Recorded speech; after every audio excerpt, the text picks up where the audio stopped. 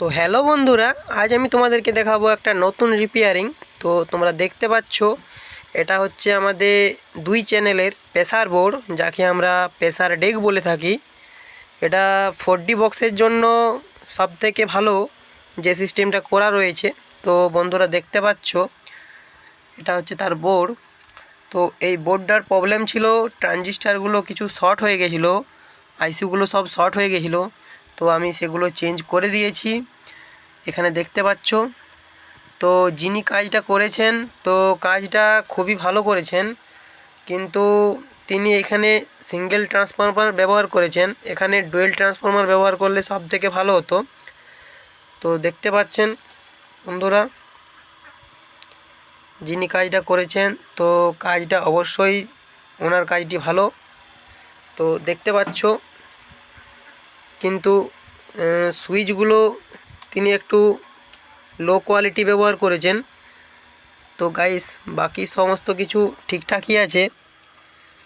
Bluetooth মডিউলগুলো খুব সুন্দর ব্যবহার করেছেন। তো গাইস, ভলিউমগুলো সব ঠিক আছে, কোনো অসুবিধা নেই। বাট আমার এগুলো সব থেকে খারাপ লেগেছে, ডিপিডিটি সুইচগুলো। এগুলো সব থেকে কম দামের মধ্যে দিয়েছে। বাকি সব তোমাদেরকে পেছনটা দেখাই। তো বন্ধুরা দেখতে পাচ্ছ, বক্সের জন্য 4টা আউটপুট রেখেছে, হর্নের জন্য 2টো আউটপুট রেখেছে, সাইডে 2টো ইনপুট রেখেছে। তো গাইস, এই হচ্ছে মেশিন। তো মেশিনটা রিপেয়ারিং করা কমপ্লিট। তো আমি এখন তোমাদেরকে ছোট্ট একটি স্পিকারে সাউন্ড চেক করে দেখাবো। তো বেশিক্ষণ সাউন্ড চেক করতে পারবো না, কারণ কপিরাইট চলে আসবে আমার চ্যানেলে। তো বন্ধুরা চলো শুরু করা যাক।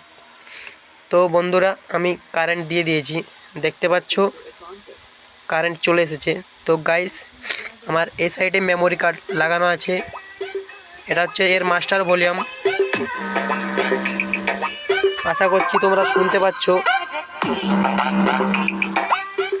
তো গাইস, বেশিক্ষণ সাউন্ড টেস্ট করব না, কারণ কপিরাইট স্ট্রাইক দিয়ে দেবে। তো দেখতেই পাচ্ছ খুব সুন্দর ফিনিশিং। এখানে ভিউ ইন্ডিকেটর দেওয়া আছে। তো গাইস, আজকের এই ছিল ভিডিও। তো তোমাদেরকে দেখিয়ে দিলাম, ভালো করে দেখে নাও।